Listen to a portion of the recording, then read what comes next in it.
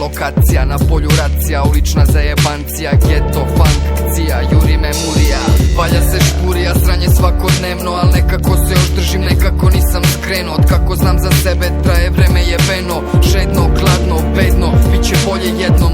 Uvek u treningu čeka se taj dan, dok čeka se taj dan, u magli sam haj, za svaki san prekinut dim duboko vučem. Odavno mrtav čovek, živim kao kuće, bez lake na jeziku, bez oklevanja u grlu. Na platnu prepoznaješ naglašenu boju crnu, moje slova su skice, moje reči su slike, moja zika izbacuje sve zgutane krike. Jebeš spike, sluše reči kad nisu bučne, autobiografski skripte sasvim stručne, kratke priče od krvi i znoja sočne. Nakupilo se sranje pa je vreme da se počne. Radim arheološki rep, kopam lobanje i kosti, i znam da brdo vas to nikad neće moći da mi oprosti. Žao mi je svakog od vas koji bi sada da posti, ali služim svoje mošti pa budite dobri gosti. Poštujte svaki komad, jedino što imam sam ja. Ovde staju bajke, a počinju istina, horor i sram. Igram samog sebe u ulogu koju najbolje znam, emotivno spržem, psihički na prsu ulični šljam. Zato spremite dobro svoje debele gumene obraze, temeljno švaćite oštrim zubima, pravite poteze. Bit je tu da pomogne gde zapne komada odreže. Za vas mrtvi zradele kao i za vas tako pohlepne.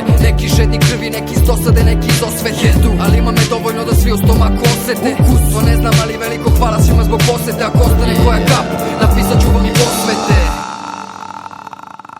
Osumnjičeni si novac, 100 kilo mi kosti, Lobanja ti kuca, ko bomba na sred prostorije odzvanja. Podzemlja drva, da klima svaka lobanja. osumnjičeni si novac, 100 kilo mi kosti.